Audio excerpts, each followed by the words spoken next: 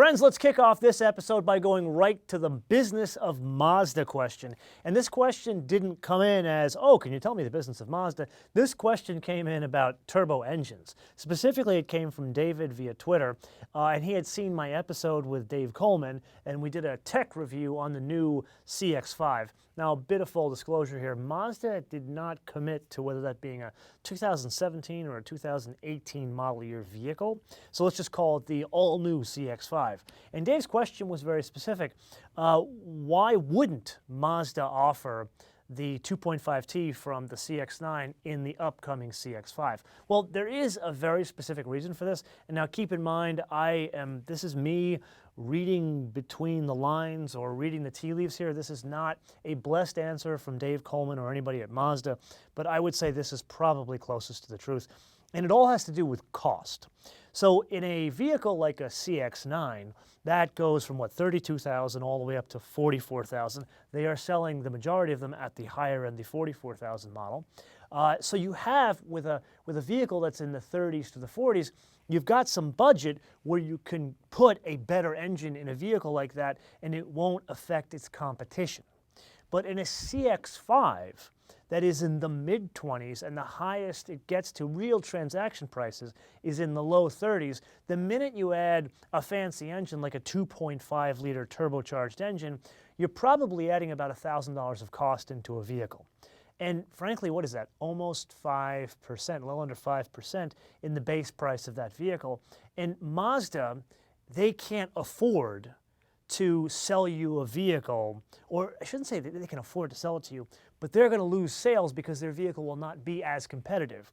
And there is a great example sitting in their showroom that demonstrates this, and that is the CX3. You and I drove that, what, a year and a half ago? And I love that thing, and I am the most impractical person you know, and I would totally daily that car. The reason why that car isn't selling is because it's the most expensive little crossover in its segment, and even though it's the best, it's not the one that sells. People want a crossover. I hate to say value.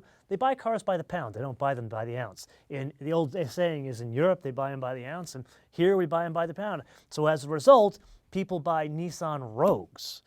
They buy Nissan Jukes because Nissan has figured out a way to be very aggressive in their pricing, but also by giving you a CVT, it is a more competitive product because there's less moving parts. It is less expensive to produce a CVT, hence they can sell you the car cheaper, thus more people buy them. Now, if you were to translate this to the CX5, this is the biggest volume product that Mazda sells. And I need to kind of fill you in on volume so you understand where Mazda fits. Like Mazda 6s, I think they sold something like 100,000 Mazda 6s last year in the US alone. As a basis of comparison, Toyota sold 455,000 Camrys in the US. That is something like more than what BMW in its entirety sells in the US, to give you real basis of comparison.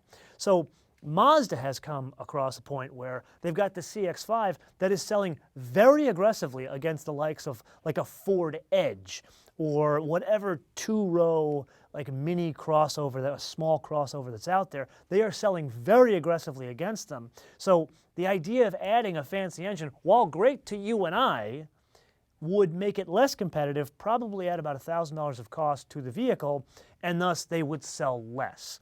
And now that they're independent from Ford, they can't really afford to do something like that. So yes, there would be, what, you, Dave, and potentially me, that would buy a vehicle like that with a 2.5 engine, and it would, what is it, it'd probably be 35 grand. But the majority of people wouldn't, and ultimately Mazda is trying to figure out a way to bring out vehicles that are great to drive, that are fun, but also competitive and will keep them around in the future and be a going concern as Mazda, as opposed to being in bankruptcy. So hopefully, Dave, that answers your question.